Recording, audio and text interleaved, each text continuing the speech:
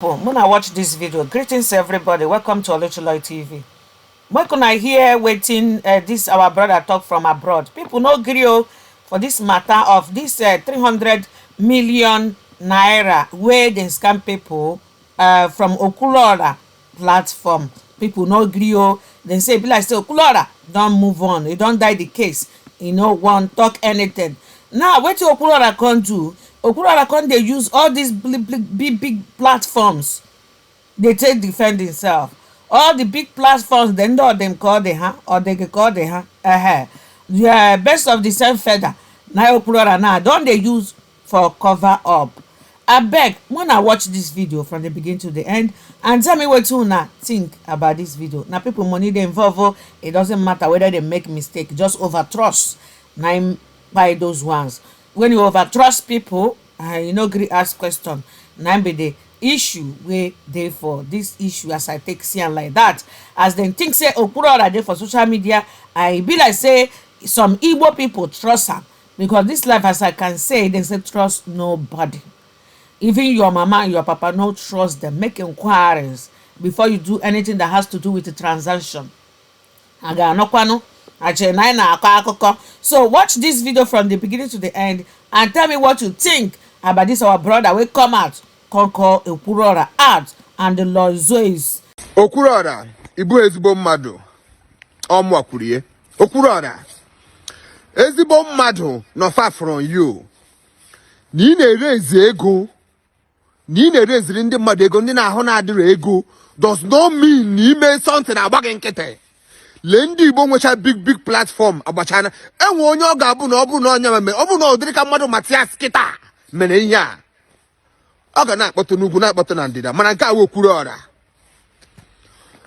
ọ bụ na a ga-edupụnwu mmadụ ọ bụ na a ga-edupụnwu mmadụ na platform Okwuluora mepere with ABJ onye agbata eke ibe ya ọ bụ na a ga-edupụnwu mmadụ almost 200 million or 300 million na platform Okwuluora mepere bụrụkwa an active member na that platform ka ihe mere Okwuluora iwu Okwuluora si iwu ozuru ọra ị na-ekwu ekwu si na-ezu ezu kedu nke ị na-ekwu ekwu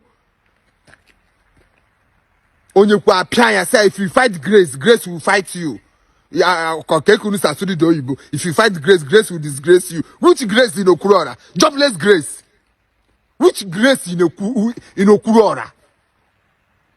Meanwhile, here second video name about this ego a na-ekwu maka ya. Enwere video, ihe men you made this video, enwere video zeus mere yesterday, the same jobless. They must cover themselves. They know themselves. Zeus mere video o mere yesterday with nonsense illustration. Gani this video kunu gwa nka ihe mere na UK na ihe mere na otu Onitsha were relate ya. Listen to Zeus video. Ndagbata eke ibe ye. Zeus is better you go and look for job. Zeus gacha aka ọrụ ka na ya o ka na ya pụta na okwu bosi aga machapụta ama mgbe ka this guy na-ere moto na America ka ogo yi moto. Zeus, you are still a young boy and when the mama nwecha 5 million followers they are still hustling. Rite ka aka na ebe sile kwoku gị machapụta ebe sile kwoku gị machapụta Matias ekwuo maka Ebuka Obi gị pụta nke gị kwuo. Be careful Zeus, be careful, dey your lane. You gotta go, there your lane. They go to this gani here okuru mama enwe ka these two things were relate. Igbo mụrụ nze mụọzọ asị m nke onye chi azelu biko onwe ife nchọ iju unu ọ bụrụ na ị na-aga n'opiwe ka mmadụ arọcha na-alụghị akpa tụọla onye naanị ya na-abụ so ka onye ị ga-achụba onye na-alụghị akpa ka ị ga-achụba ka onye atụla akpa. Ọ bụrụ m onye mma achụba bụ onye na-alụ m akpa maka amarụ m onye atụla akpa nwa ike nkwolu ka efi ala rọchi onye atụla akpa ọsị m onwe ife m nye ya ka ndị cheki fụna nwere ife nye ya onwere ihe ọ na-ala oge. Ihe nji wee kwubi ife a gbasalụ Flọla na Okwuluora ị na-ege ntị na that group chat onwe ebe Okwuluora sel ndị mmadụ si tụba ego nye the woman ọ na akaụntụ Okwuluora ka etinye dị ego. From my source the question bụ no. Mgbe na-asị ndị be anyị nọ London kali pụta na social media anaghị eme mkpọtụ na-aka ịkọ ọ na ọkarụ mma na arọchi wele na-eji aje jidere godo the woman before nata. Una don hear them abi akwụna anugo ya Juzo nwere aju you when they listen to me now. And when these two things is where relate.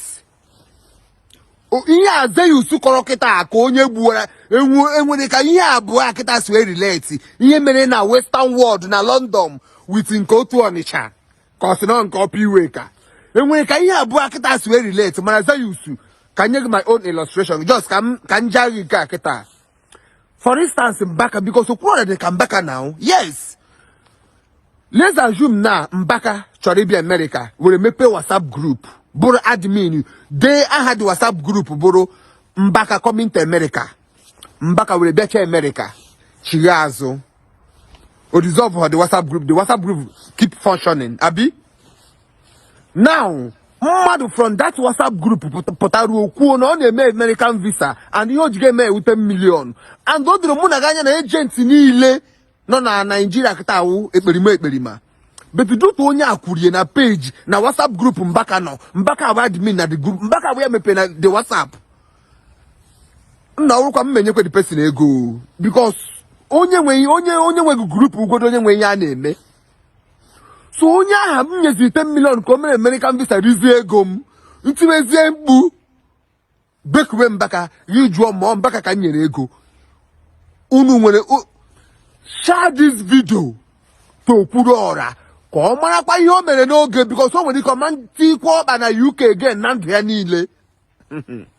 Share this video to Okwuluora. O nwere ike if care is not taken Okwuluora may not step o nwere ike self Okwuluora ama bịakwa western world again. Una ama ihe a minuru ya pụta baa akwa ka anyị kpọọ ya ezigbo mmadụ ka ego ndị mmadụ lazie ụdị ihe ahụ adịghọ chee na echiche na ihe a wepụ sentiment gwa onwe gị nke bụ eziokwu.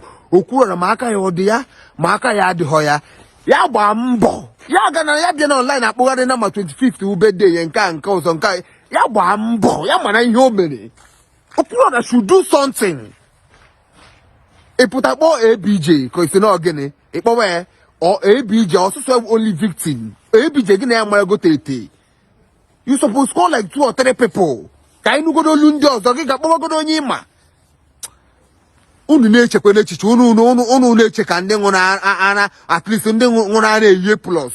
Share this video to question Okwuluora who this video. Okwuluora should do something now. The earlier the better. Because ọ bụrụ na o si etu a because ka ntị field go move on aha ya ga-awụkwa sorry na nke ikpeazụ a.